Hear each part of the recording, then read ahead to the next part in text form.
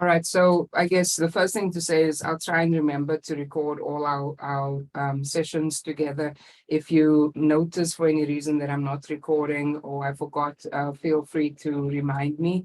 My plan, as it's been in the past, is to record the lectures and then to post them to a YouTube channel that I have, that will just allow everybody to refer back to anything that they may have missed, or if you missed a session, you'll be able to find the information there, which I think helps a lot in terms of saving time, for both you and for me.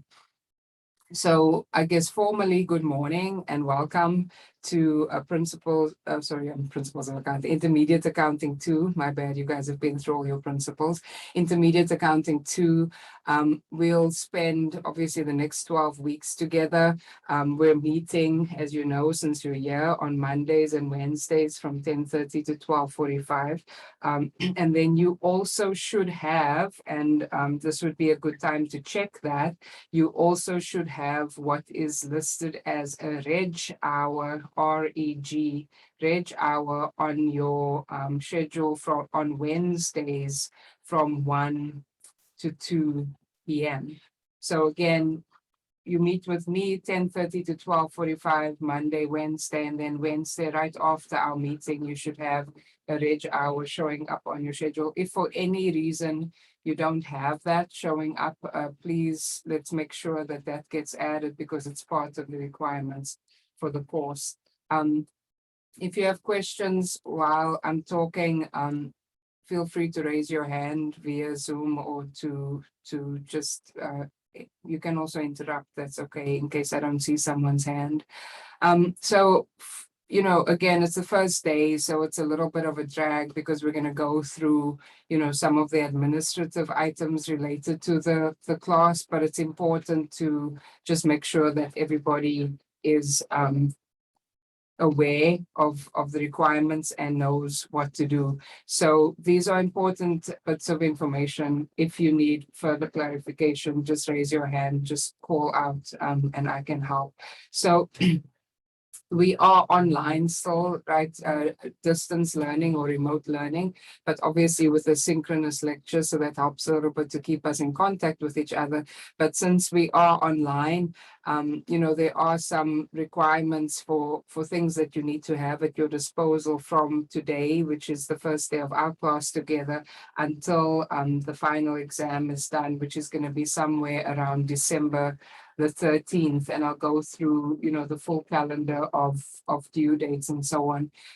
As an aside, I did email you guys from Blackboard, an announcement from Blackboard and from my LaGuardia.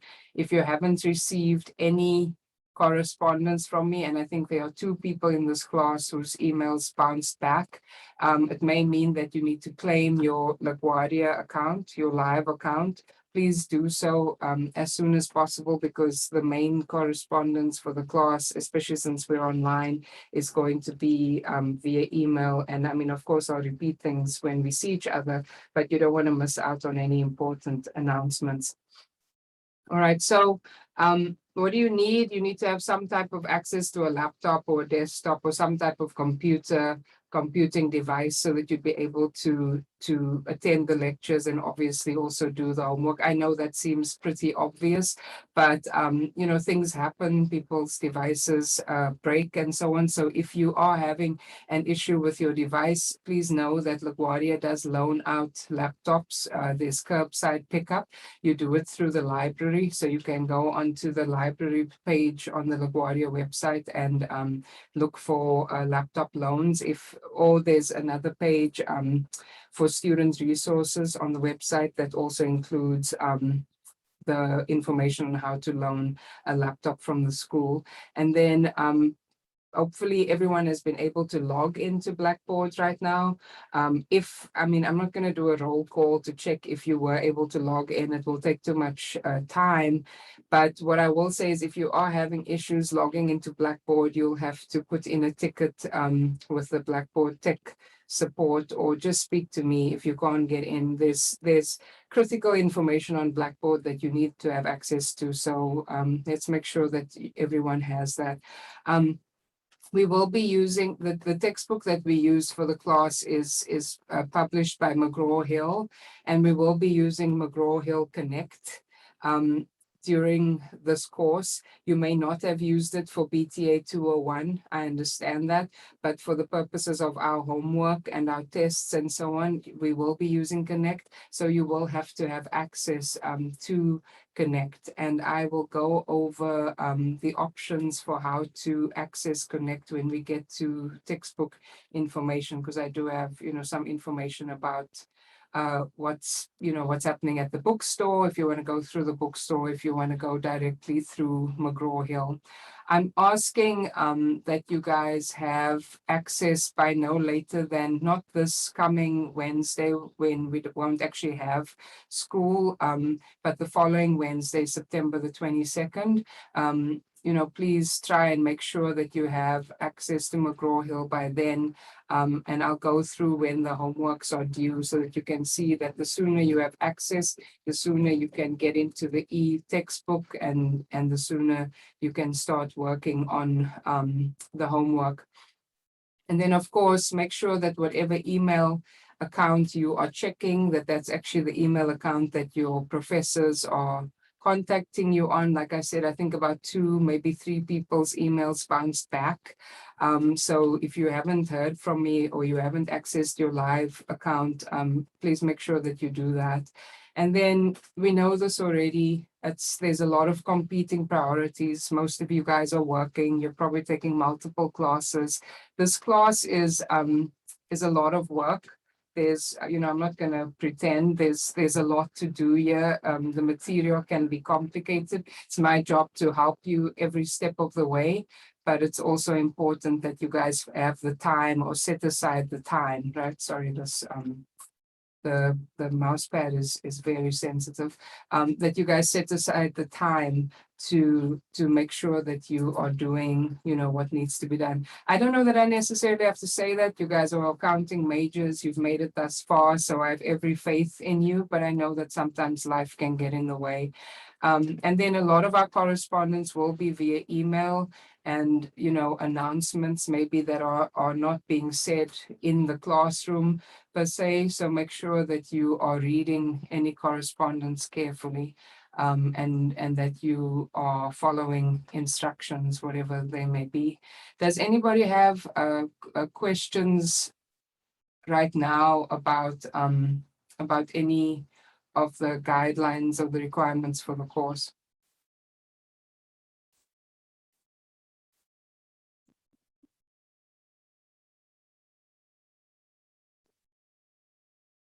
Okay. So here's my contact information. That's my email address. Of course, you'll see me Mondays and Wednesdays. But for instance, even this coming Wednesday, I think most people know, but I'll just go onto the academic calendar in case you just want to check this for yourself, right? So this coming Wednesday and Thursday, there's no classes because of Jewish holidays. So we'll speak to each other today. But then on Wednesday, I won't see you. I'll only see you the following Monday. If you have other classes this coming Wednesday, they're not meeting, nor are any of your Thursday classes meeting. So with that being said, it's even more important that you have my information, at hand, because I'll gladly, respond to any emails that you may send, even if it's a day that we're not meeting. If you have some questions that you want to ask me, you're welcome to ask me. I just wanted to say that if you do email me, please make sure that you have identified yourself and the class that you are referring to and what it is that you're asking, because I am teaching multiple classes with many students. So I just want to make sure that it's easy for me to be able to give you the help that you need, and that normally means that I need to at least be able to identify who is contacting me. And then of course, if you, before you contact me, just make sure that you haven't missed information already given that would answer your question anyway. This thing is like really really sensitive. I'm not sure. I don't think I can in the moment decrease the sensitivity. So forgive me if the screen zooms in and out. And then this last piece here is just to say that this is when we're meeting via Zoom, and then the Reg Hour is not taught by me. It's taught by the student success mentor. His name is Rafael Dobles, and I'll talk more about all of that in a minute here. But that is where you will work on what we call your Capstone E-Portfolio. So if you've been at LaGuardia for a few years, you probably would have already been exposed to e-portfolio. You may have done it in the first year seminar. You may have done it in the class called BTI 121 or any number of other classes. So for this semester, you're basically doing a few things in ePortfolio to kind of wrap up your learning at LaGuardia and visually showing some of the things that you've learned during your time here. So that class is from 1 to 2. It is part of our class. I'll show you how it fits into the grading scheme. And it's also a class that where I will be, grading the work. So it's not something that is just a separate thing. It's definitely part of this class. It's just that I'm not the one who's facilitating the Reg Hour. Again, I'm talking a lot, which is normal for the first day, but I want to check if there's anybody who has questions. Let me see if there's anything in the chat. No. Any questions so far? All right. You guys know everything already, eh? Oh, it's Monday morning. Maybe that's the problem, right? It's Monday, so it's a little bit slow. Okay, so the next piece that we'll go through is the syllabus, and the syllabus, there are 2 of them. There's one for the time that we spend together where we're going over a lot of the technical accounting material, and then there's a syllabus for the Reg Hour that I just referred to a few minutes ago. Remember again that the Reg Hour is something that's mandatory for this course, but it's meeting separately on Wednesday from 1 to 2. Please check your schedule and make sure that you actually have the Reg Hour showing up so that there's no conflict with any other class or something, because you have to be in the Reg Hour in order to complete this accounting course successfully. So before I go in depth through the syllabus, this is obviously a lot of what most people are concerned with, like how do I gain points in the class so that I can be successful and move on to, wherever I may be moving on to a 4-year school and so on. So this shows you exactly how the grades are split in the class. So we're using the same textbook from BTA 201. It's just that we're using some of the later chapters. We're going to go through chapters 8, 9, 10, 11, 12, 13, and 14. That's it. I see there's a question here. Will the class on Wednesday be in the Zoom meeting also? So I have to clarify here, by Wednesday, you mean is, any Wednesday? Absolutely. You use the same Zoom link and everything. You mean the Wednesday class, the Reg Hour? Jonathan, can you unmute and okay. So the Reg Hour will not be using this Zoom link, but it will be in Zoom. Raphael will provide, okay, got you, no problem. Raphael will provide a Zoom link that I will, and I think he's actually already provided it to me. I'll send it to you guys later today. I just felt like it was a little bit confusing to send out multiple Zoom links before we even started class, because then people could be joining the Reg Hour instead of joining, our lecture hour. So thank you for bringing that up. Later today, I'll send out an email that is marked boldly that this is the Zoom link for the Reg Hour, and you will be able to attend that via Zoom. Is that answering your question? Okay, and then one thing that I'll just mention, Jonathan, and to the class as a whole, because Wednesday is no classes, this coming Wednesday, there will also be no Reg Hour for you. There'll be no lecture hour with me. So the first time that you will meet Raphael and start working on your Capstone E-Portfolio will be on Wednesday, the 22nd of September, all right? It's a little bit of a late start this semester because of all the Jewish holidays. Thank you for asking that. Again, anybody who needs further clarification on anything, feel free to ask. So you can see here how we have 2 tests, and these tests will happen in McGraw-Hill Connect. They will be online with, you know, some type of time, not some type, but it will be a timed test online. Before the test happens, I'll tell you exactly what is going to be in the test so that you don't have to panic about, you know, which questions are going to be asked and so on. I'll tell you, my tests are usually a combination of, let's say, somewhere between 5 and 10 multiple choice questions, and the rest of the work is exercises that are similar to the homework that I give you. All right. So if you keep on top of the homework and you attend the class and you study, it's fairly, you know, likely that you can do well on a test, unless you have some type of test anxiety, which is obviously a separate issue from knowing the material. There is a term research paper in the class. I just want to qualify, though, that this term research paper isn't your classic heavy research paper because it's only between 4 and 6 pages, okay? So double spaced pages. So, I mean, calling it a term research paper is almost an overstatement. It's going to be a fairly short bit of work that you have to do, but it does require research, right? So hence the name. So I'll go over that in detail also, what that is about, what that entails. I know that it can be overwhelming on day one to go through everything, you know, that is required for the whole semester. But I found that it's not good for me or for the students to not tell you upfront what is expected of you. And then keep reminding you. That's a better approach than going in and not telling you stuff, and then a week before something is due, suddenly saying, oh, didn't you know that you were supposed to hand in some paper, right? So just be aware that today I'm going to be saying a lot of things, basically everything that's due over the course of 12 weeks. But I will give you consistent reminders about when these things are actually happening.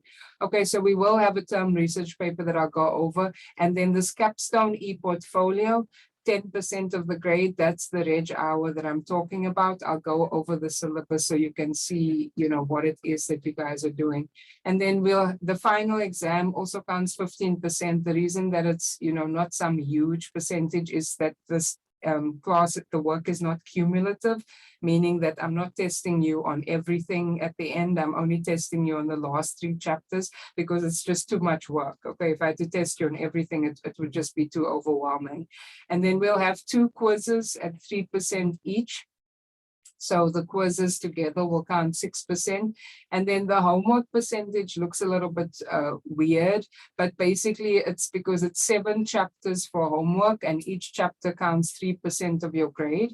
So that will come out to 21%. Homework counts 21% of the overall grade for this class at 3% per homework.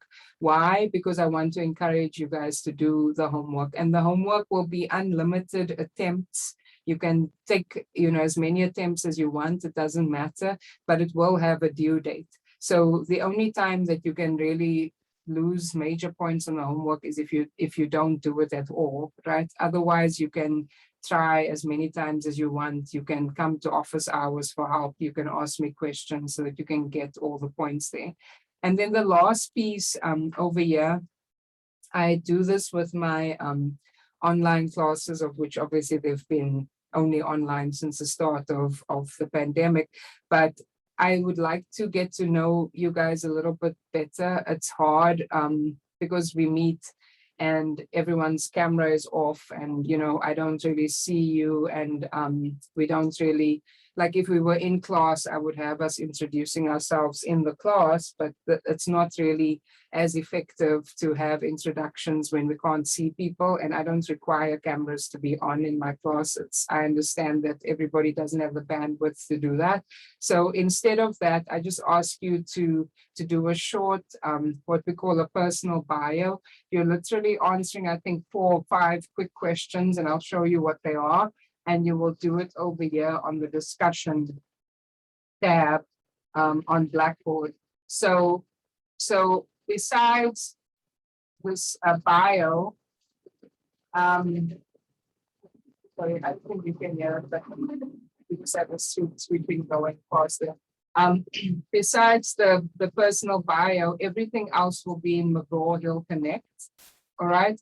And the bio is the only thing that won't be. Since we're talking about the bio, I'll just go there now and then I'll come back to the syllabus. So some great people already, two people already posted their bio. So basically you go to the discussions tab, you click on personal biography assignment, and then you're going in here. You can either, it's fine if you make your own one, or you can just answer, my questions. And this is the prompt. If you want to see or not answer my questions, answer my thread, sorry. If you want to see the actual questions that you're answering, they're over here, okay? So I say everywhere that this is 3% of your grade. This is very basic 3% that you can get in about 5 to 10 minutes. What is your name and where are you from? What is your major? What's one challenge you've overcome or one accomplishment that you're proud of in your life? What is one interesting fact about you that we wouldn't see on your resume? And what is a concern that you have about taking an online class? What can you do to overcome this concern? So this helps me to see, obviously more about you. I know that most people are going to say their major is accounting. That's fine. If your major is not accounting, that's interesting to me as well. If you also want to put down what your major is going to be at your 4-year school, maybe you're changing to a different major, that's also okay. When it comes to what your concerns are about taking the online class, that helps me to see how I can help you. And then this interesting fact about what we wouldn't see on your resume, I think that just helps us to think a little bit further than just like, oh, my GPA is 4.0, oh, I'm working or whatever. What else is going on in your life that might be of interest, something that you may, on an interview or something, someone might ask you, like, what else is there that I should know about you? It's good to have that type of answer available. So any questions on the grade weighting or on the personal biography that I was just referring to?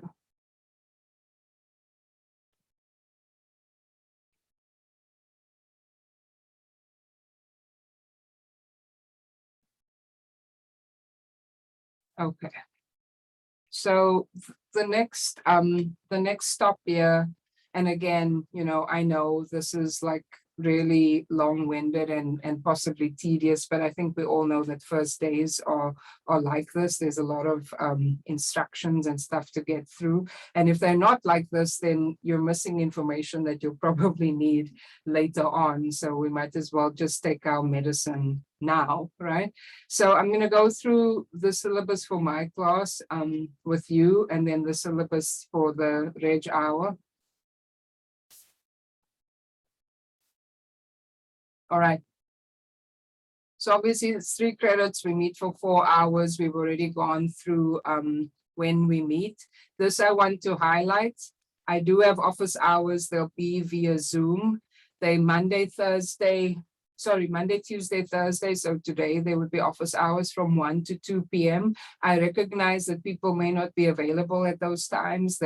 That's a horrible time. Maybe you have to leave for work or whatever. Don't worry. If you need to speak to me, contact me to make an appointment to have a Zoom office hour, at a time that might be more convenient for you. This is the time for the semester that's convenient for me. But, please don't think that you can't ever get support from me just because you can't make my office hours. That's not the case.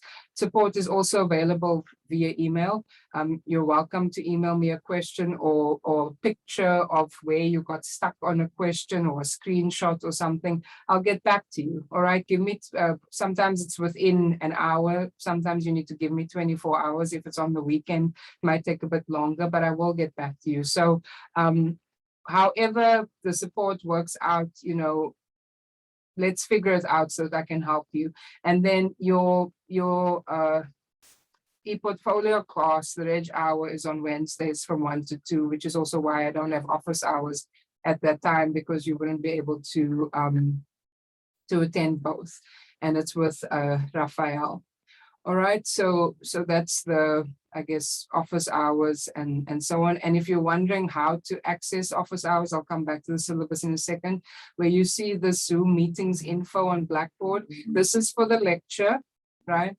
And then over here is the office hours. And what I'll do later after the class is finished, I'll put the Zoom information for the Reg Hour so that you always have the information right at your fingertips. All right.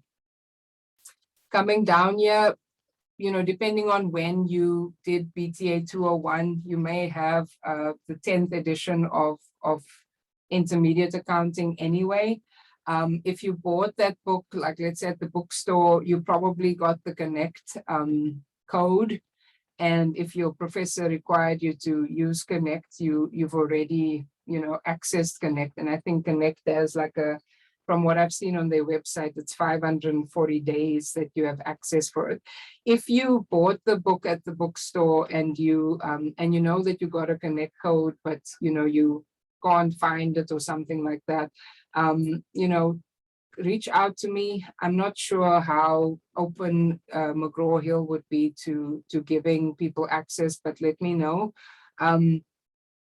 If you haven't bought Connect access before, you definitely need to get Connect access, and you also need to use that access when you go into our class. This is the URL for our class. All right, so when you want to start working in McGraw-Hill Connect, you're going to have to use this URL. The URL is also on textbook information. The URL is there as well, right? So under textbook information on the Blackboard, there's the URL. You can copy and paste it into your browser and you'll be able to get into Connect. So my research here showed that if you buy Connect access directly from McGraw-Hill, that's $147.50. For 540 days of access. That means that if some people have to go to a 4-year school and you possibly have to, sometimes they require intermediate accounting to be done again for whatever reason, you would still probably have access to it then. So you might be buying it, for the foreseeable future. This also means that some of you may still have access from your previous 201 class. You could also go through the bookstore, which is cheaper. The bookstore sells the loose leaf version of the book plus Connect access for $133. The only issue with the bookstore is that you would have to do curbside pickup, or you'd have to go into the bookstore if you're not there every day or going into classes. That might not be convenient. So you may want to pay $14.50 extra to just get into, Connect via McGraw-Hill. You can ruminate on what you want to do, think about it, and decide which way you want to go, or check your books and see if you still have a Connect code from before, or maybe you have a friend or a colleague or someone who has a Connect code that might work for you. All I'm saying is please make sure that you have access by no later than September 22nd, however you decide to get that access. I also just wanted to say that if you go on the bookstore website and you look for our class, it will say that the book is pending, which is because the book is actually listed under BTA 201. So you can find it under BTA 201. It's the same book for 201 and 202. Again, if you're having issues with that part of the purchase, people can contact me as well. Let me take any questions on the book, Connect Access, anything like that.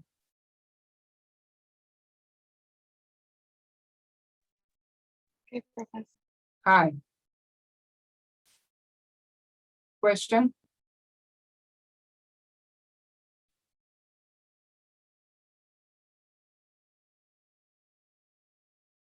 No? Okay. So that's the story with the book. Again, people can email me directly if they don't want to ask their questions now. It's important that you do have Connect Access. It's not negotiable. All right. So all the homework will be on there, and there's no like Blackboard homework or physical pictures of homework that was done, by hand or something like that. We won't be doing that for the semester. So just going back to the syllabus where we were, that was the information on the textbook.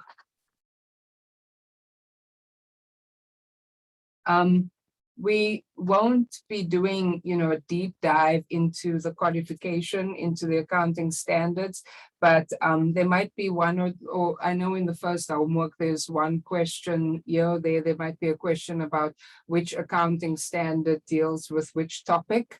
It's important for you guys, especially as you prepare to go to the 4-year schools, to at least be able to know how to access the codification.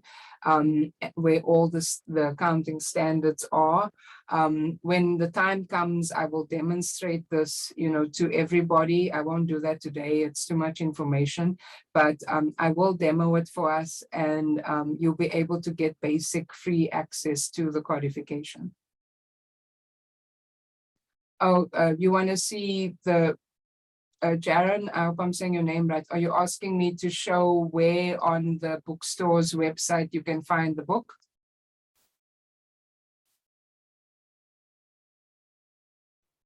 Professor, are you hearing me? Yes, but I don't know. I don't understand exactly what you're asking me. And in the website, I see lots of things there, the homework, assignment. Oh, okay. Can you Yeah. show us that site, please? Yeah, I'm coming to that. Absolutely. Okay. You're asking me to show you where in McGraw-Hill, what is in there already and how to, yeah. Okay, no Thank you, problem. Professor. If for some reason I forget to do it, just remind me, but that's on my list of things to show. I just want to get through the syllabus quickly. All right. Thank you. Course description, what's happening here, I am not going to make people go to even more to sleep than they are already by going through, every little bit of the objectives. What I will say is that here's what we are doing for the semester. The first 2 chapters deal with inventories. Maybe the last time you would have dealt with this in depth, maybe when you were doing FIFO, LIFO, average cost in Principles of Accounting 1, that may be, a lifetime ago, may not remember anything, that's fine. We'll go over this as if, people to some extent don't remember as much as as they maybe would like to remember. So in chapter 8, we're talking about what goes into inventory. What do we include, what do we exclude, how do we work with cost flow assumptions like FIFO, LIFO, average cost? Do we need to do low of cost or market value? Maybe some of these things sound familiar to you, periodic versus perpetual. If they do, that's great. If they don't, that's also okay. We'll revisit it. And then in chapter 9, subsequent measurement, there's more stuff on lower of cost, market value, lower of cost, net realizable value, gross profit, and retail inventory method. That's all newer information, and I'll show you how you're basically estimating inventory values using different methods. So the first 2 chapters also form the basis of the first test, and that's the test grades, the weightings that I went over before. Then in 10 and 11, we're dealing with property, plant and equipment and intangible assets. In 10, you're talking about how do you record the purchase of those assets, or if you exchange one asset for another, or, you know, other types of assets that we will come into contact with, how do we record them? And in 11, you're dealing with depreciation, amortization, you know, things, depletion, things like that, but then also a big topic on impairment, which means that, you know, something that you thought was worth X is now worth less than X. And so how are you going to record the journal entries to show that this thing is now impaired? So you can see here that then 10 and 11 are connected to each other and they form the basis of the second test. Then in 12, we shift gears completely and we go into investments. So when we say investments, we're talking about the company investing in stock and the company investing in bonds. So debt and equity investments, and how do we account for the acquisition of those investments?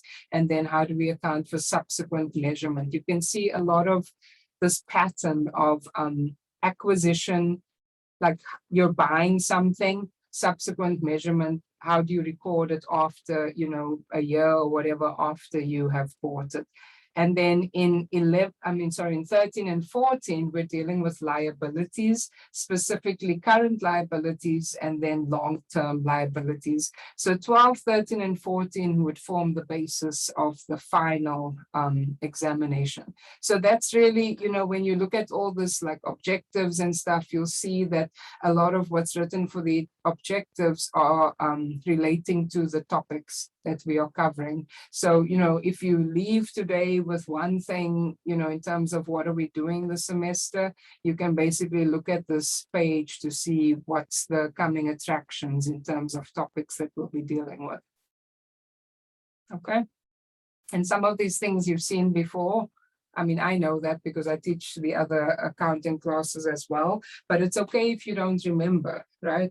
Because we'll go over them again, you know, kind of quote unquote from scratch. So that's okay. We've already been through, I don't know why this is like this, but we've already been through the grading standards, you know, on Blackboard. Just some notes, if there's a test or a quiz that's coming due, and you have some type of crisis that that's going on, you need to let me know, you know, and give a valid documented excuse as to why you can't finish the test or the quiz. And we are trying to, you know, I'm trying not to encourage people deferring tests and quizzes because the work starts piling up. So I'm saying no more than one test to be deferred or made up per semester. Of course, if something's going crazy bad, then, you know, we'll look at it on a case-by-case basis. Assignments are due on the due dates that are noted on the calendar. If there's some type of emergency or something's going wrong, the biggest thing that I will say is talk to me, okay? Communicate, make sure that you are letting me know when there's a problem, as opposed to just letting the deadline slide and losing points, right? And we can try to see. Now, if your problem is you know, that you are still trying to figure out how to juggle work and class and all of that, I mean, that's something that would have to be resolved fairly quickly, because many people are doing that, and I can't, you know, just make exceptions based on the fact that someone is busy. It has to be something, you know, some event or whatever is preventing you from finishing the work on time. A reminder, especially since we have, you know, term paper and we have some other writing, you know, let's not plagiarize, don't copy things from the internet and say that it's your own. Don't let somebody else do your homework or your tests on McGraw-Hill. You know, you might think, oh, the joke's on me because, you know, what do I know? But guys, we're all preparing, or, you know, we're in the process of becoming the professionals that we want to be. And, you know, cheating or falsification of things really shouldn't be part of the plan for success. If you need help, then ask for help. But if it comes out that someone is plagiarizing a paper or something, that's an immediate F on, on the test or the paper, and it could even be a failure of the class depending on the weighting of whatever is being plagiarized or falsified. So just remember that. I know we're remote and all kinds of things are happening. We're still in the middle of a pandemic. I do have compassion and grace for the fact that everybody's trying to do their best, but cheating is a non-starter. Okay, so please don't do it. Sorry, this thing is moving again. Please don't do it, and please talk to me if you're having issues. You guys already know about the incomplete grade. If that happens closer to the end of the semester, whoever that applies to, I'll deal with them individually. And then this is the grading system that's always been in effect. Yeah, we go again with the mouse pad. Sorry, the grading system that's always been in effect. An A, I will start rounding up from 93.5. If that's what you're looking for to get an A in this class, you should know where that grade is going to start. Anything lower than 60 is an F, and in order to transfer the grade from this class, you have to have a C or above. All right, if you get less than a C, if you earn less than a C in the class, your grade doesn't transfer to the four-year school. So please be aware of that as we go through. At any time in the semester, if you want to know how you're doing, where you're at, you can ask me. Your grade is not a mystery. You can also see it in McGraw-Hill, so in Connect. So, it shouldn't come as a surprise at the end, what the grade was that you earned in the class. And then, yes, attendance at my class and at the Reg Hour is required. It's definitely not a good idea to plan to miss the class and just watch the recordings or whatever, because the topics, especially for the lecture, the topics are very challenging, and it can become difficult to catch up after a while. And of course, I'm taking attendance, so you will also be marked absent if you are not here. And it's all kinds of implications for financial aid, for whether you're actually in proper attendance for the class. You might end up getting a W grade because you're not attending, etc. So please make sure that you are attending. And if there's some issue with you not being able to attend, you need to speak to me. If for some reason you want to change out of this class, for whatever reason, doesn't matter. There is, let me see where this is.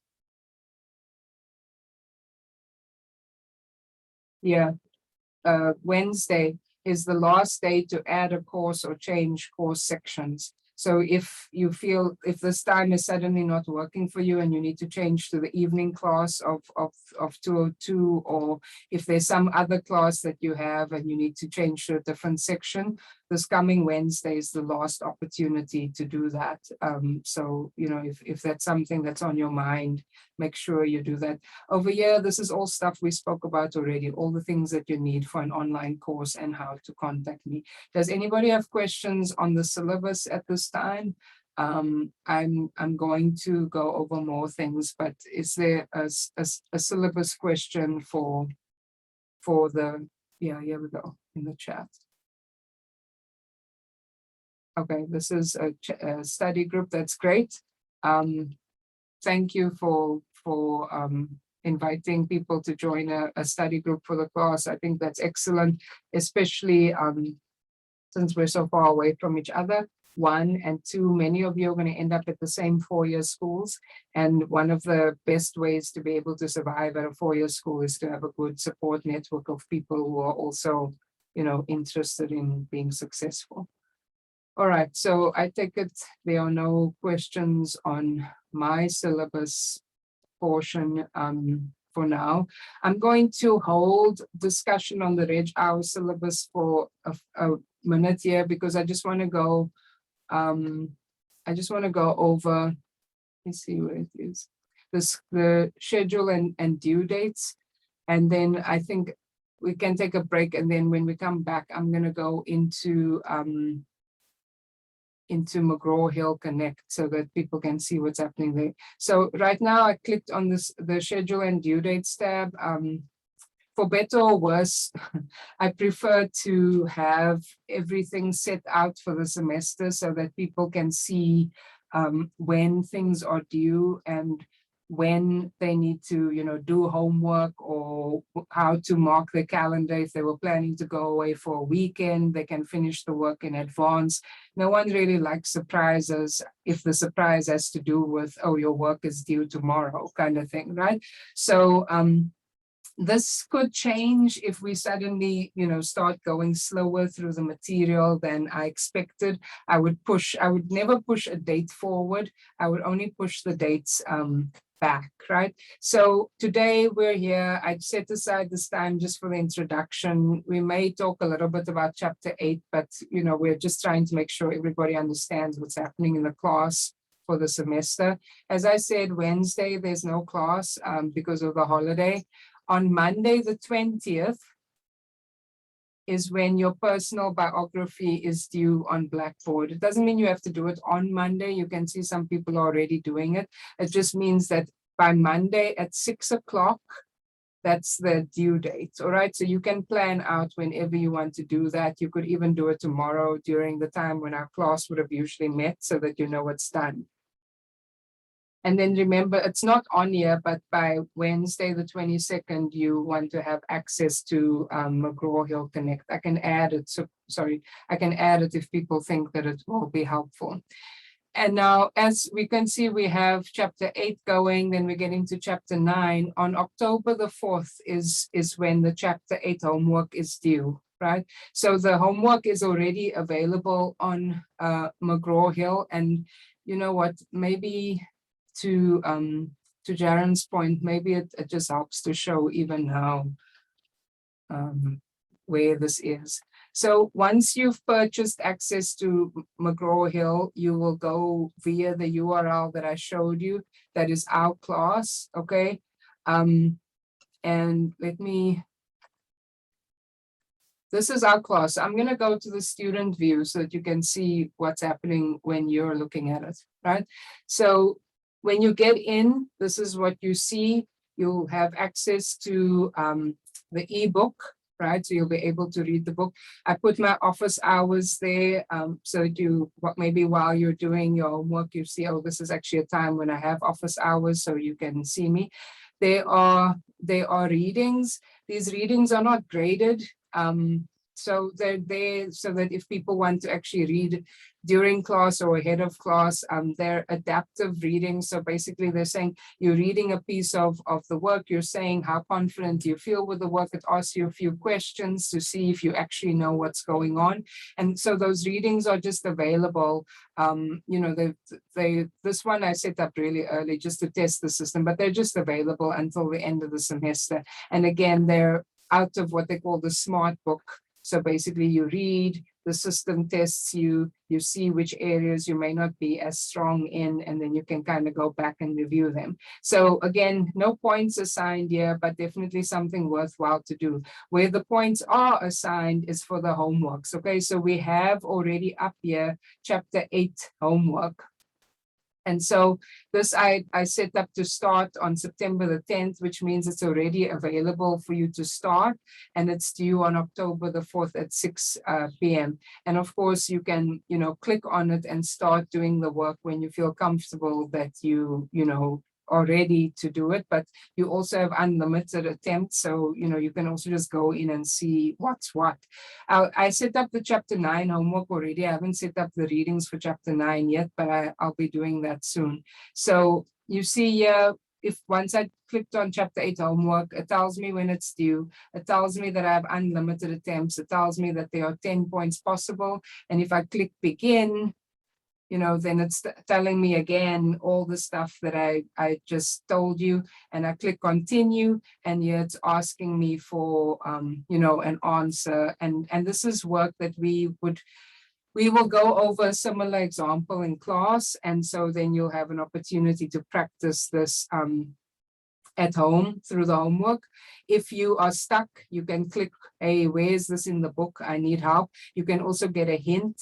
You can also get the system to check your work to see if your answer is correct. If your answer is correct, you can submit. If your answer is not correct yet, just remember that you should save your work to make sure that you don't lose things if you did partial calculations or something. And you can also score your answer. Check my work is like before you actually want to score, just to make sure that you know whether your answer is correct so you don't lose attempts. But because the homework is unlimited, it kind of doesn't matter. It would be more relevant if this was a test and you had limited attempts. If you could check your work, then you maybe wouldn't lose an attempt. So that's the kind of the process for entering the homework. Let's just say, I'm just going to say the answer here is 10, which is obviously not correct.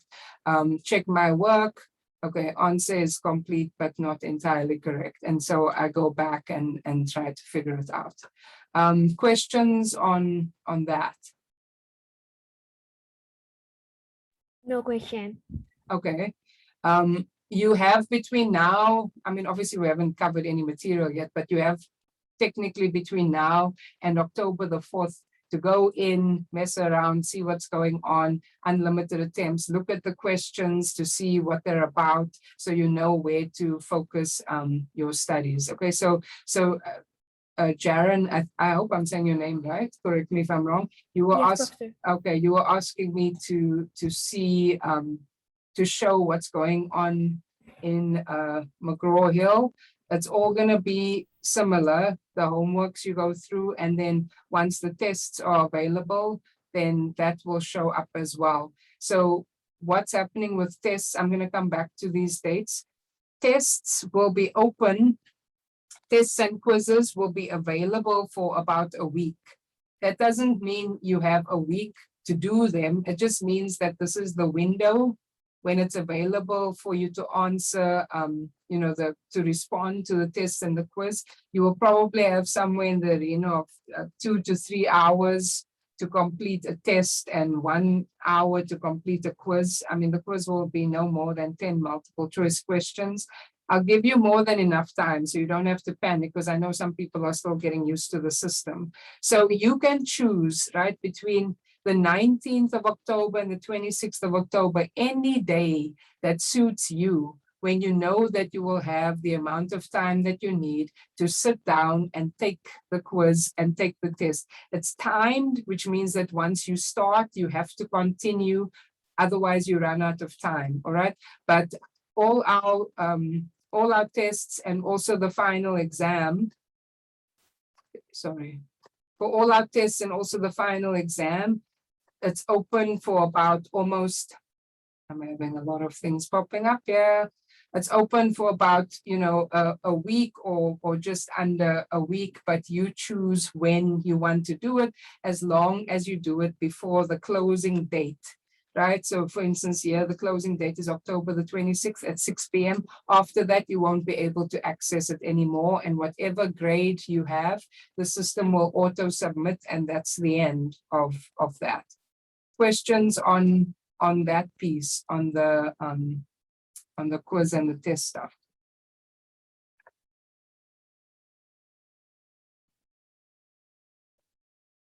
All right. The only other day where we would have met, where we don't meet, is on this Monday, the 11th. I don't know if it's called Columbus Day anymore. It might be called Indigenous Peoples Day. But the point is, there's no class that day. Other than that, we'll meet on every meeting. So now the next question is, what's happening here with this optional term paper draft stuff, right? That's coming up.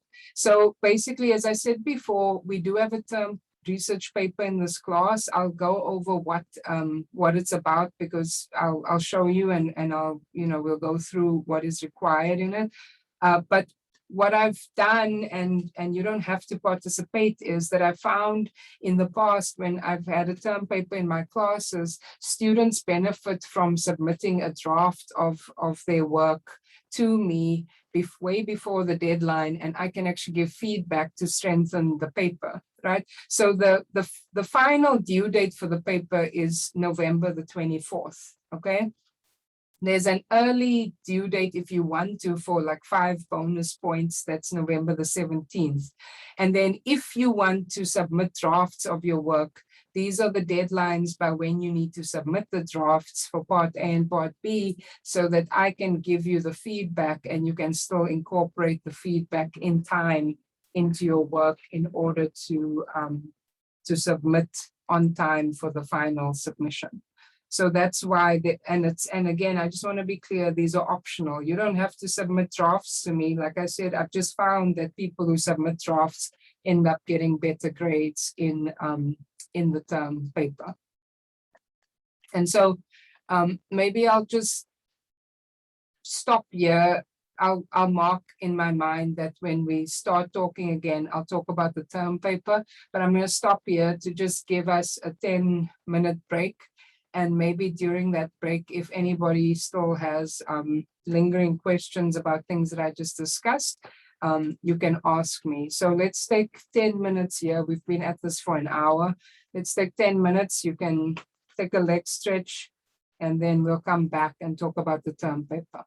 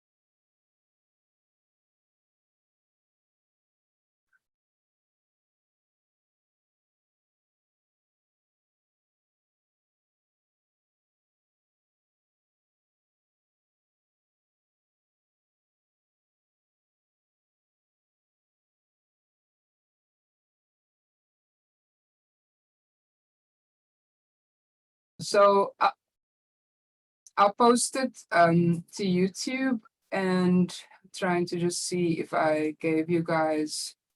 Yeah, you know what? I haven't given you the link. I mean, if you search my name on YouTube, my channel will come up, but there is a link to my channel. So I'm gonna make a note because I owe you 2 things. I need to put up the Zoom information for the Reg Hour, and then I'll also send you the link to the YouTube channel.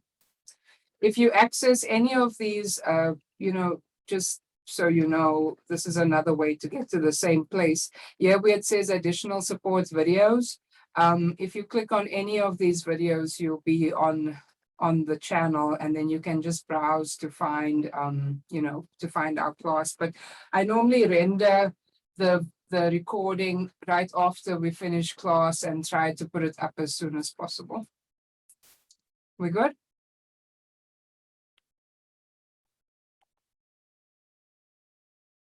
Yeah, I'm good. Thank you. Okay, no problem. All right, so let's alleviate some of the confusion here with the term paper, because I think my use of the word optional may have caused a little bit of confusion, and I apologize for that. I'll be clear now and make sure that everybody knows what's happening. There is one term paper, and you are writing the term paper on your own. It's not a group project. It's not a you write the paper and I'll copy the paper project or anything like that. It's just one paper, and basically what's happening is it's not very long. At somewhere you can write somewhere between 4 and 6 pages. So people usually hit about five or so pages, and it counts 15% of your overall grade for the class, right?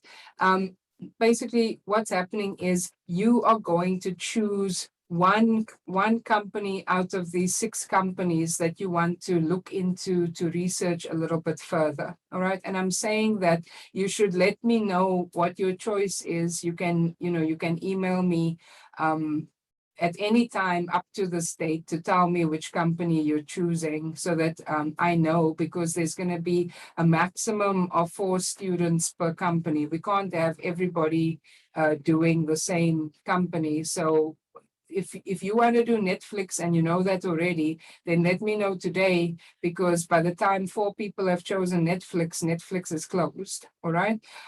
So let's say I want to research Peloton further. So then I'm going to say to, Professor Francis, I'm researching Peloton. And then what you're going to do is find the annual report, so the annual financial statements for Peloton. Looking, hang on, someone's chatting here. Okay, thank you, Mdido. That's the YouTube channel that he put in the chat.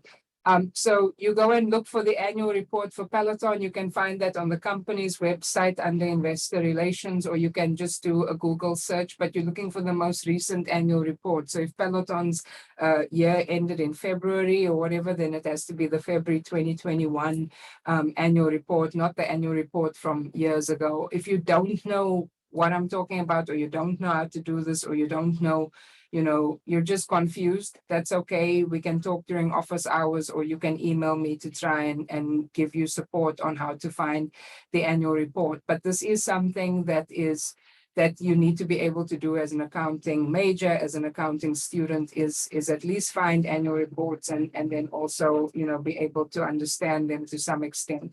So now once you have the annual report, you see some of this information in the report, but other parts of this you may also just have to research, or already. So if I'm choosing Peloton, it says to me, discuss the business of the company you selected. So I'm going to start talking about how Peloton is about, exercise equipment and blah, blah, blah, carrying on the app, etc., etc.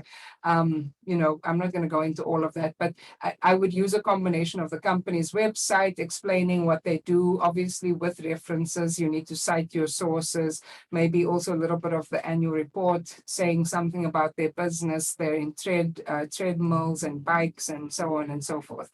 And so it's telling you what type of products, where are their locations, what's their corporate culture, what's their mission statement, how long have they been in business, who are their competitors. So yeah, there's a lot of, companies that compete with Peloton, from SoulCycle to that mirror exercise equipment thing and so on. So you, again, note that you only have to write 2.5 pages total. So you don't have to go crazy here. You can write a few sentences about the business.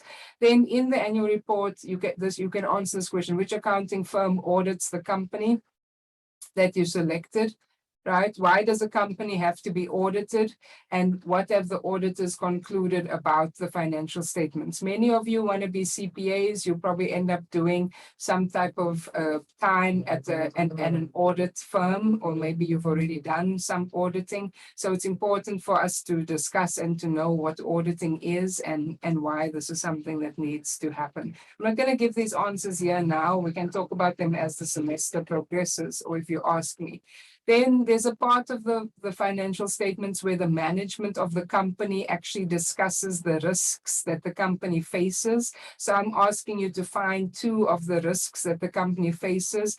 And, were you surprised when you saw that this was a risk? Why, why is this a risk? Why were you surprised, or why weren't you surprised, right? So that's also simple to answer, hopefully, if you can find the risks. If you struggle to find them, or it doesn't look like it's written anywhere in the report, you can ask me and I can help you. And then I ask for an overview of the financial highlights of the company. So this is the actual numbers. Here you can build like a table, showing, how much is the revenue? Was it an increase or a decrease since the previous year? Expenses, assets, liabilities, stockholders' equity, cash flows, earnings per share. I'm saying feel free to present it in a table.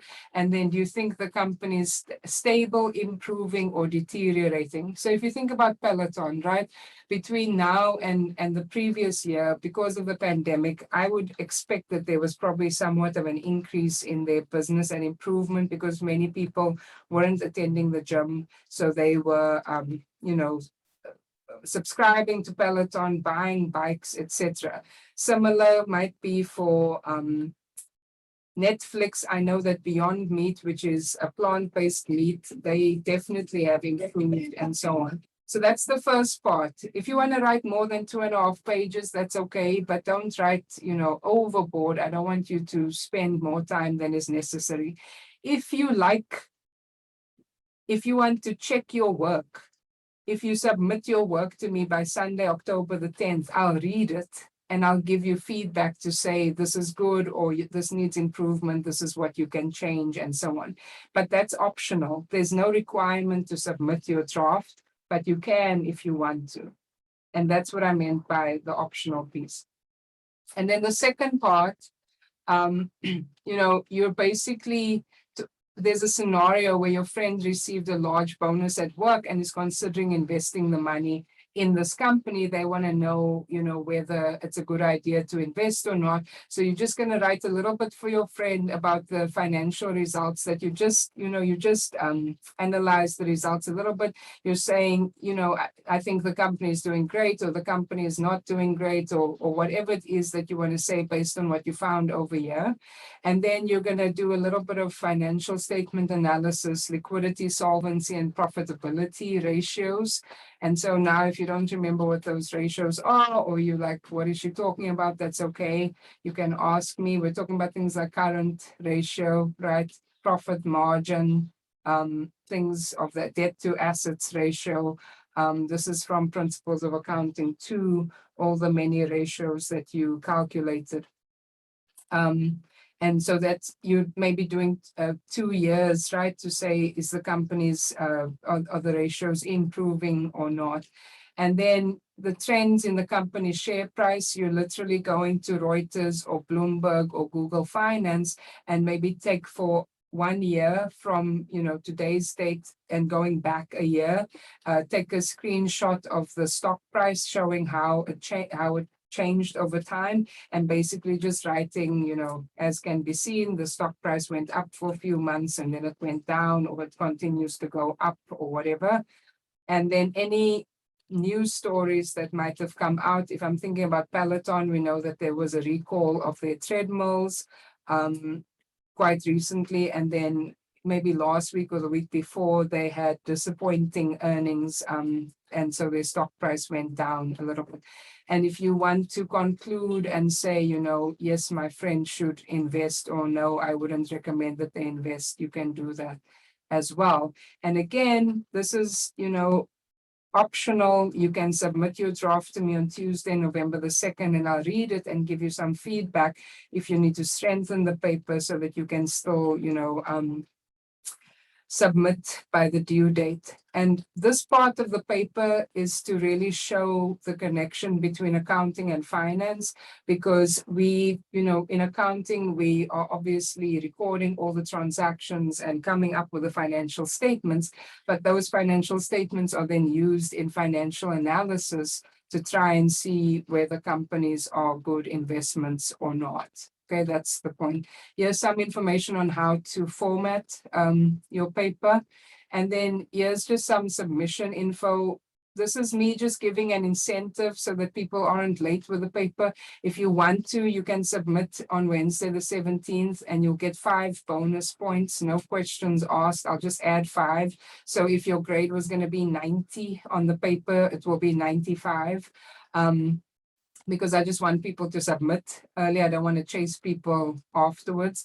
And then the final submission date is November the 24th at 6 p.m. If you submit after that, then you are late, and I'll start deducting points after, the submission date. After the submission date passes. Sorry, I'm losing my words today. Okay, so I guess then here's the resources. Obviously, the textbook can help you if you want to go that way. There's resources for how to cite your sources. There's also the Edgar, the SEC Edgar website that can help you to get the financial statements if that's the way you want to go. Investopedia helps with some definitions and terms, and then Bloomberg for the share price and other company info, company news, and so on. Please don't use Wikipedia or blogs. It's like stopping someone in the street and saying, hey, what do you think about Peloton? You want to use sources that are actually reliable. Wikipedia can be updated by anybody. So, it's not necessarily your best bet. It doesn't mean that what's on there is necessarily wrong. It's just that it's not completely reliable all the time. And then please proofread your work to make sure that when I'm reading it, I'm not seeing things that are inaccurate or, spelling and grammar that is not up to par. I understand that many of us are not native English speakers, but you can still make sure that you at least read the work before you send it in so that you can fix obvious errors.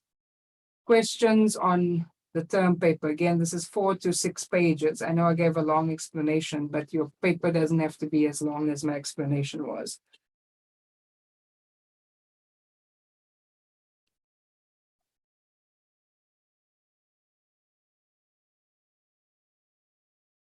Okay, so seemingly the explanation was good enough. There's other resources here that I gave. I'm not sure that this is really, people probably already know this. Grammarly.com is great for helping to correct grammar as you write. The Writing Center does online appointments. If you want to go that route, you go to My LaGuardia, you scroll down and there's a red, just get rid of this. There's a red Writing Center appointment button, and you can actually make an appointment with the Writing Center. You just have to be very careful because they require that you check in 15 minutes before the start of your appointment. Otherwise, you lose the appointment. So if you do manage to get an appointment with the Writing Center, make sure that you check in early. And then there's Citation Help. I've already shown the OWL online writing lab citation, and there's also Citation Help through the library. I know that citation can be a real difficult thing for people sometimes to make sure that you cite your sources, but remember, you don't want to go down the route of making it seem like you're committing plagiarism because you aren't citing your sources. So if you are unclear about how to cite something, but you know that you want to put credit in, just put it in parentheses wherever you got it from, the website or whatever. And if you give me your draft to read, I can try to help you to fix whatever citations may not be working properly or may not be in the correct format. Okay, part of the problem with citation is that it's all these weird and wonderful formats that we have to use. All right, so that's the term research paper. So I want to go back here and see we've covered a lot of ground, right? I told you about the chapters that we'll be covering. I explained that the tests and quizzes will be in Connect. We spoke about the term research paper, what it entails, and I guess when to submit and all of that. We spoke about homework that it will also be in Connect. I showed you one of the homeworks that are already there. We also discussed that the personal biography needs to be done on this tab, and it's due next week.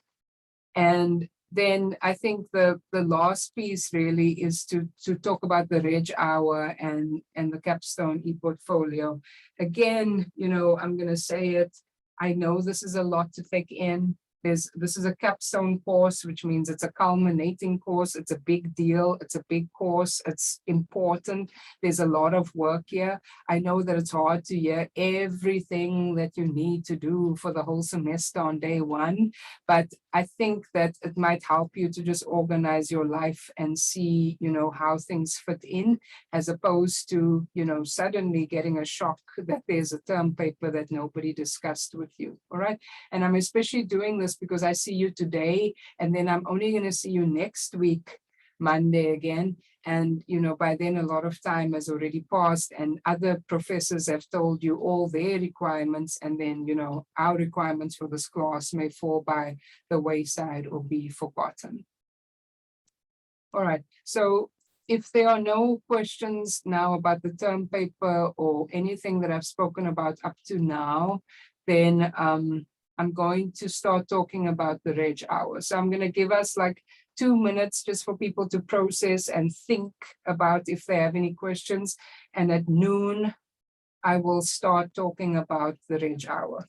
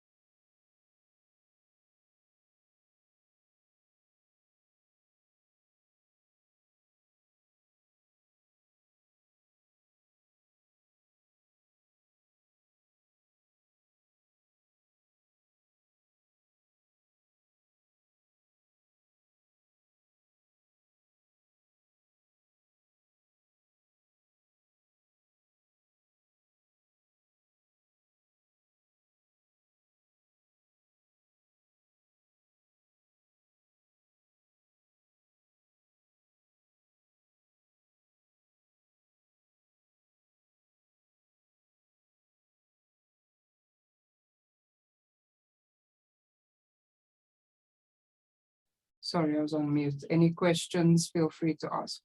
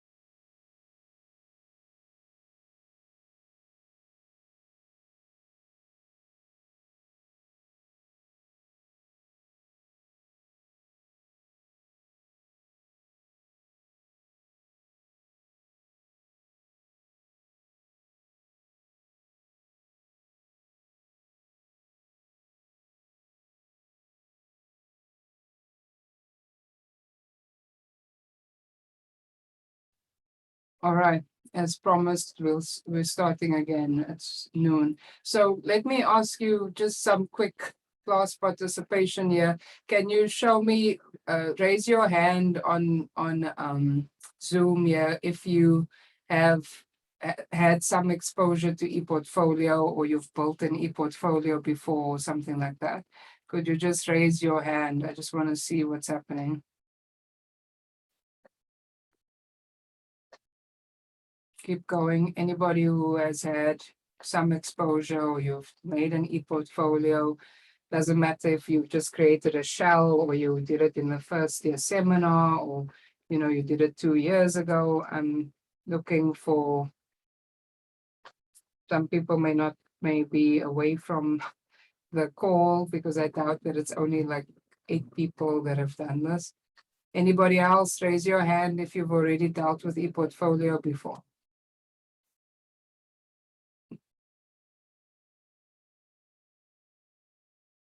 So 9 people. Somehow, I doubt that. But last call, raise your hand if you have had any exposure to e-portfolio, you've built an e-portfolio, some of you may even have facilitated an e-portfolio hour or whatever. Okay, so 11. Yeah, I think there's probably more, but I suspect some people are zoned out. So thank you to those who raised their hands. So at least it tells me that the majority of the class has some exposure to e-portfolio. So as part of hang on, let me just make sure I'm still recording. Okay. As part of this class, we are having this Reg Hour that I discussed Wednesday from 1 to 2 p.m. Please make sure that your schedule shows that you have that on happening. And I will send the Zoom information to the class so that everybody has it. Again, if you are not receiving my emails for some reason, make sure that you actually claimed your LaGuardia Live account, because I know that 2 people bounced back. I can't remember exactly who it was, but there definitely were some bounces back from when I sent information. Right. So what's happening with the Reg Hour and why are we doing it? So, we could treat this as, oh man, this is just one more thing that we have to do. Why, right? Why are we doing this? So hopefully that's not how this class will go. And I'll explain to you, why and so on. If we could be a little bit philosophical, I will say that this 1 hour that you have from Wednesday, 1 to 2 p.m. is a chance for you to reflect on how far you have come in your time at LaGuardia, in your time studying, on everything that you've accomplished up to now, and also to be planning for what is going to happen in the future when you are moving to the 4-year school. So it's rare, it's very rare in life that we just have an hour set aside, right, dedicated to just thinking and writing about, you know, what we've learned and what we are hoping to learn going forward. So, you know, if at all possible, I know it's hard because, you know, it just feels like one more thing to do in a sea of things that we have to do. But I would just ask you to contemplate the fact that this may be an opportunity for you to just really think about how fantastic a job you've done up to now to actually get to where you are and how you want to continue your success moving forward. And if you don't think that you've done, you know, a fantastic job up to now, then even to think about the places where you maybe want to improve your situation as you move on to the next phase of your learning and or your career. So to me, that's what the Capstone E-Portfolio is about. It's not about checking the boxes. It's really about meditating on what you've done, where you're going, you know, what you can do to improve your situation where you go in the future. So, you know, Raphael will also go through with you guys, you know, through the syllabus, but I just want to give you a taste of what's happening. So the first meeting, again, you know, this is probably the 4th time I've said this in the class, but just in case someone wasn't paying attention, there's no class this coming Wednesday because of the Jewish holiday. So there also won't be a Reg Hour. So you'll only meet for the first time on September the 22nd, okay? And at that point, you know, there'll be some discussion about what this class is about again, and also, you know, creating the template, you know, the shell for your work, and maybe looking at some examples of other e-portfolios, you know, that have been created in the past. And then, you know, you can see here the dates as time goes by, the different things that you will be doing. You're going to write about yourself. I know, you know, it might not be as exciting, but this is an opportunity to think about, you know, what has changed now? What have you learned? What are you looking forward to, you know, going through in the next phase? So there's an about me. And then you're also going to spend some time on what we're calling visual identity. So pictures, backgrounds, and things that you may want to use to make your e-portfolio look, you know, to be in line with how you would like to present yourself to the outside world. So this is an opportunity for some creativity. I know if you're an accountant, the words creative and accountant don't go together because that sounds like fraud, right? If you're doing creative accounting, that's fraud. But we're talking about taking some time just to make your e-portfolio look like the, you know, colors and pictures and things that you want to see, you know, and want others to see. And then you start getting into some important stuff here, looking at transfer. Many of you are going to transfer. Have you completed everything that you need to complete in order to transfer successfully? Have you registered for graduation? Have you, you know, finished whatever documentation you need to do? Have you done whatever you need to do at the other school so that you can transfer? And then also, again, just a little bit of creativity, creating a vision board to be able to see where you're going visually. Okay, so some stuff about transfer. Then either this week or another week in October, I'm going to bring in a guest speaker who will be discussing professional communication. So we're talking about professional communication, especially in a remote environment via email or via text, speaking to people, you know, speaking on video calls, etc., etc. So there will be a presentation from someone who's working in industry and is a communication specialist, where you guys can ask as many questions as you like, and they will also help you with, you know, how to communicate effectively in written and other formats. All right. So, and for that, you're just going to write 2 to 4 takeaways of what you're going to remember from that presentation.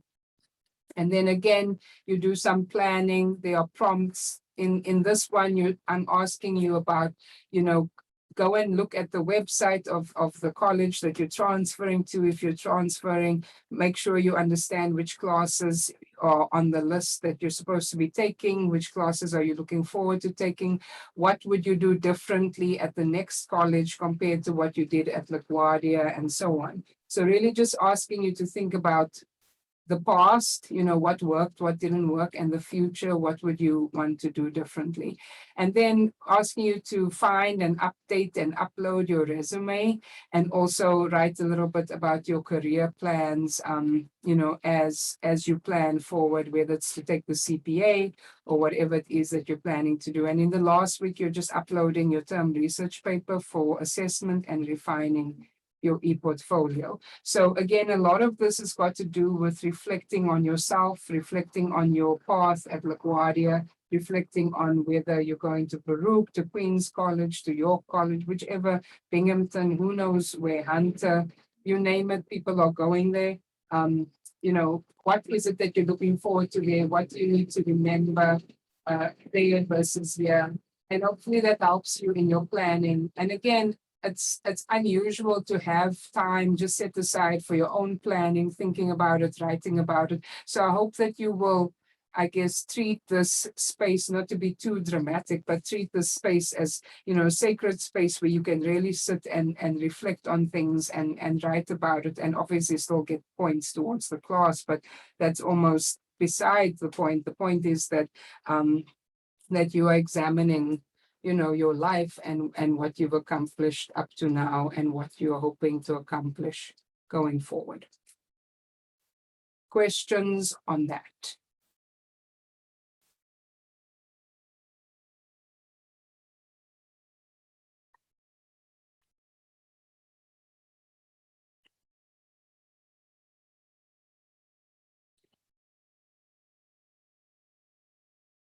Okay. So if someone has a question, if you're feeling like you don't want to ask, or you want to ask me separately, that's fine. If you think about a question after we've already discussed everything, that's also okay.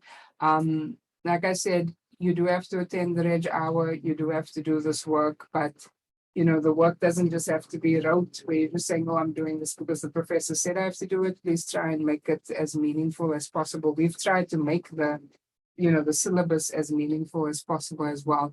And I wanted to show you guys, I know this is somewhat off topic, but not really, because part of the Reg Hour was, talking about career. I don't know if you're familiar with this website, but I think it's actually a very helpful website. It's especially since you're all, for the most part, I'm sure, accounting majors. It's called This Way to CPA. I don't know if any you can raise your hand if you have ever seen it before. But basically, this website has a lot of information for accounting students, people who are getting ready to become CPAs. You can actually look at the benefits of becoming a student member of the AICPA. You can look at scholarships that are available to you and others, apply for them. There are changes that are being made to the CPA exam for various reasons. So that gives you some information about that. There's also career options here of, things that you may find interesting, right? Public, corporate, nonprofit, education, government, consulting, you name it. There's the auditing that we're talking about, forensic accounting, business valuation, and. I'm showing you this because, you may have an idea in your mind of exactly what it is that you are planning to do, but it's important, one, to know what is necessary to be able to actually attain the CPA, the licensure, and so on. What's the state requirements? What should you be doing? What's in the exam? Are you meeting education requirements? Can you get a scholarship, etc. But also, what types of careers are available to you. And I mean, yeah, you can see they're advertising the Journal of Accountancy podcast. All right, so I'm saying this to say that it also ties in with what we're talking about here, where we, ask about your career going forward. If you feel stuck and you're like, I'm not sure exactly what I want to do, this is a fairly easy website to remember, right? This way to CPA, it even rhymes, or you can ask me again if you need to remember it. And it's by the AI-CPA, which means that it's a valid source of information. Please feel free to browse it. And if you are interested in becoming, a student member of the AI-CPA, please do it. It's free. And there are benefits to it. You'll get a lot of information from them and so on. Does anybody have questions about this website or about the Reg Hour or anything that I was just talking about?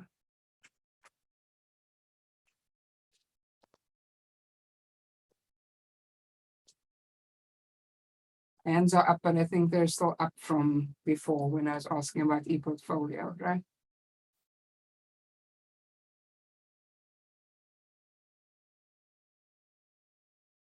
Anybody?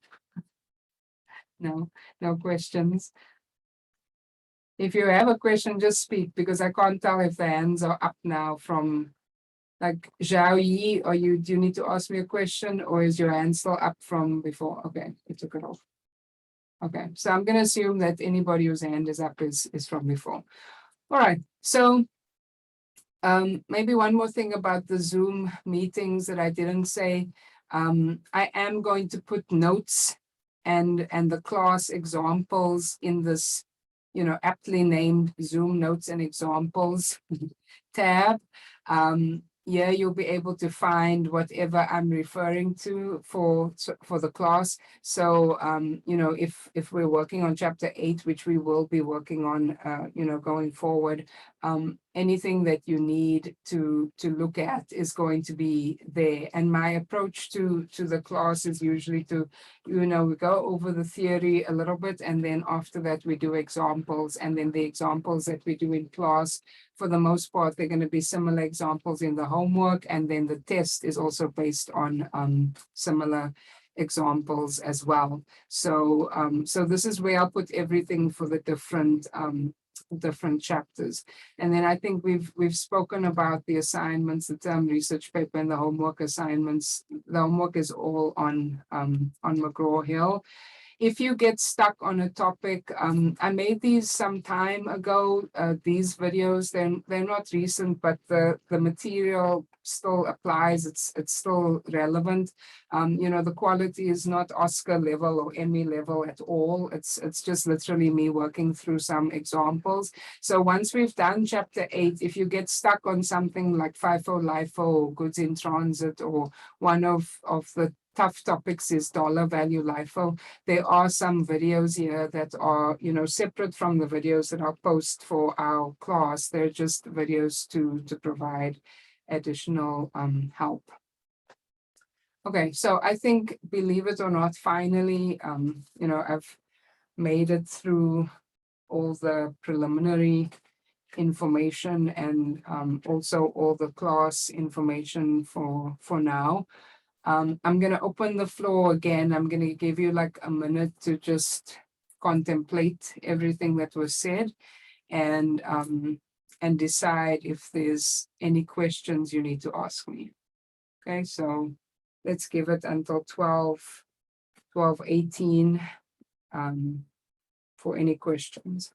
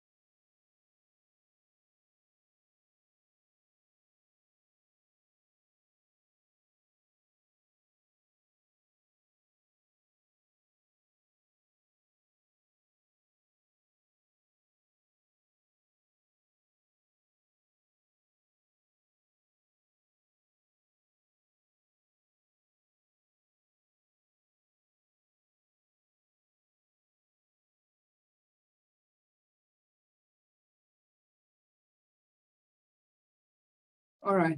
So I'm not seeing any further questions. So, we've gone over a lot.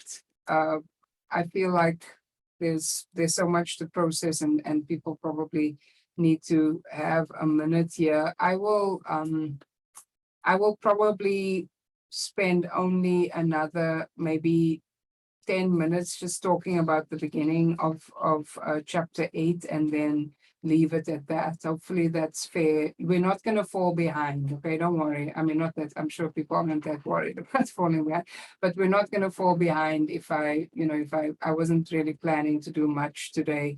So I just want you guys to at least have some idea of where we will pick up next week, Monday, because we're not going to have class together on Wednesday. So if you're looking for the document that I'm busy with, it's this chapter 8 notes F21. It's fall 21. All right. And if you're looking for the textbook, I think I showed you, right? If you're in McGraw-Hill, where it says read over here, you can click. I hope I'm still logged in. Can click on the textbook. Right. And I think, we're kind of in chapter 8. So the thing opened up in chapter 8. So the textbook is there. These notes are not necessarily replacing the textbook. They're kind of just me making a summary so that when we're talking in class, we go between the notes and the textbook, but we don't have to go digging, for information. We just kind of have the highlights over here.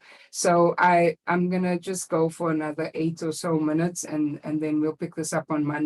So we're concerned in this chapter with the measurement of inventory. So, this word may not seem like a big deal, but it is.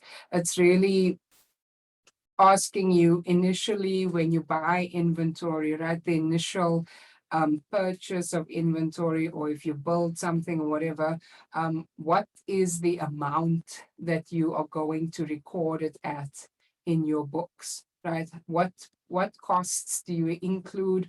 What do you exclude? And how do you measure the price of the inventory initially? In chapter 9, we will talk about after you've already owned the inventory for some time and you're looking at it to maybe see if there's some type of impairment or whatever. How do you then record the price subsequently, and do you need to take any kind of loss, in that process? So for chapter 8, initial measurement of inventory. Obviously, inventory refers to an asset, right? We go back to basics. Assets are something that the company owns or controls, and they're expecting future benefits in the form of use, or in the form of generating cash or some type of benefit for the company. They intend to sell them in the normal course of business. So, the building that the company is working out of can't be inventory, because that's not something being sold in the normal course of business. But if your business is real estate, then buildings are going to be your inventory, right? So it's being sold. It has it in production for future sales. So let's say we're a car manufacturer. We are, busy producing cars. Recently, you probably saw that General Motors said that they're cutting back on their production drastically because of the semiconductor shortage in the world. So a lot of car manufacturers are not able to actually manufacture cars to the extent that they should be normally, because they just don't have the semiconductors, meaning the chips, right? Computer chips that they're supposed to have available to them, right? So I'm just checking something. All right, so the last piece is there's also part of inventory is currently in the production of goods to be sold, raw material. So you have your raw material, maybe it's the steel that is going to go into the production of the car, work in process, a car that is some way partially produced, and then finished goods, which are the things that they will actually sell eventually. Inventory, and you guys may remember this from before, inventory and cost of goods sold are related to each other. Cost of goods sold is the expense. So it's going in the income statement. Inventory is the asset, right? Inventory is the asset that ends up being used up, right? You're selling the inventory and it results in an expense called cost of goods sold. And that's by generating, cost of goods sold is how we can show a proper profit when we are selling the inventory. So those two accounts are linked to each other. Inventory is what's waiting to be sold. Cost of goods sold is what was actually sold. And this is what we're discussing here. Inventory is often also normally a very valuable asset on the balance sheet. You know, whether it's a manufacturer, a wholesaler, a retailer, you're going to find that inventory is a big number on the balance sheet, which also means that inventory can sometimes be prone to fraud because people are maybe, trying to inflate the number or deflate the number, depending on what they want to do with their profits. Remember, inflating or deflating inventory is going to affect our cost of goods sold number. Cost of goods sold is in the income statement, which means if you inflate or deflate inventory, you will eventually change net income. And so that's why, changing inventory numbers could have an impact on how profitable the company looks. And cost of goods sold is also a big expense on the balance sheet. On the income statement, excuse me. For a lot of the times, it's difficult to say unless you specifically identify the assets. Maybe if you're dealing with luxury goods like a luxury car or very luxury jewelry or something, you might be able to pinpoint exactly which asset has been sold, so you can match the cost of goods sold, to the inventory that was actually sold. But for the most part, like let's say we're a supermarket or some tech company or something, it's almost impossible to say that this was the exact cost, the exact item that was sold. So the FASB, the Financial Accounting Standards Board, allows companies to approximate, right, inventory, to approximate cost of goods sold using FIFO, LIFO, or average cost. You may remember those words from before. FIFO means you are looking at the first thing that is in, the first thing that was bought is the first piece of inventory that is out, so sold, right? So even if the inventory doesn't actually move in that way, we say that the first inventory bought is the first to be sold, and that's how we approximate or make an assumption about inventory and cost of goods sold. And then LIFO is obviously just the opposite. The last thing in is the first thing out. So you end up with different costs of goods sold and ending inventory numbers using LIFO. And then there's average cost. It's not mentioned here, but the average cost, we'll do some calculations later. Average cost is trying to use the average of the prices that were paid over the course of the year to cost out inventory and cost of goods sold. Again, some of this should sound somewhat familiar to you because you've hit it at some point in your accounting studies, but we will do examples to remind us on how to actually do these calculations. And then I'll just do this one more piece about types of inventory, and then we'll call it a day. So inventory can either relate to a merchandising company. So if you think about like your Target, your Walmart and Costco, or even, Sephora, whatever clothing companies and so on, they only sell finished goods, right? They're not selling something that is still in the process of being made. So they're called a merchandiser. So the cost of the merchandise inventory is just going to include finished goods and whatever other costs, right? This is important. Any other costs to get the goods in the condition and location for sale. So if I'm Costco and I'm ordering a whole pallet of, of grape juice, I'm going to have the cost of that inventory be the actual cost of the grape juice plus the transportation cost to get it to the warehouse and any other costs to get it, to the point where I can sell it.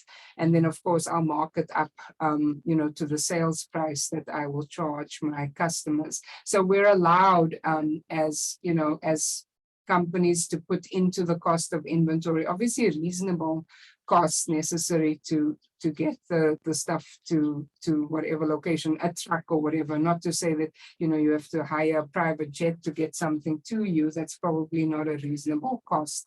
And then for manufacturers, their inventory is not just the finished goods. They actually have, I was just talking about General Motors, they have raw materials, so glass, steel, things of that nature, work in process or progress, which are the cars that are partially complete. Someone has already put some labor into it. There are some materials that have been put together. There's some overhead that would have to go into it. And by overhead, I mean things like the utility bills and so on that keep the factory going. Some portion of that has to be priced into the cost of the work in progress, depreciation of the facility as well.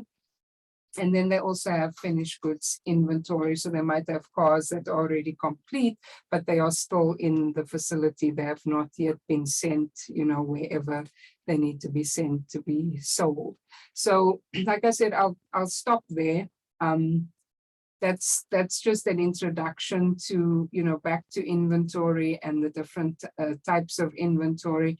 And next time when we come together, we'll talk about how inventory flows. The last one. No, Sorry, hang on. I'm giving you money. M the doll, Papa, can you mute yourself, please? Thank you.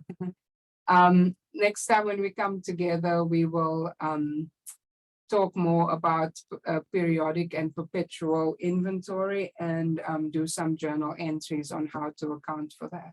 All right, so I'll stop the share and I'll stop the recording.